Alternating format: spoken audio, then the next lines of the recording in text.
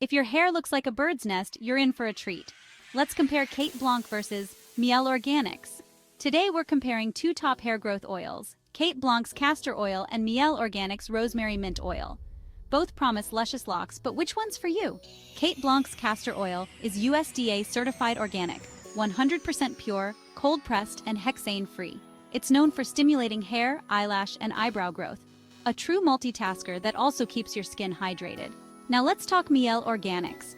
This rosemary mint oil is packed with biotin and over 30 essential oils. It's designed to nourish, strengthen, and soothe your scalp, making it perfect for tackling dandruff, split ends, or sensitive scalps. And that minty freshness, simply divine.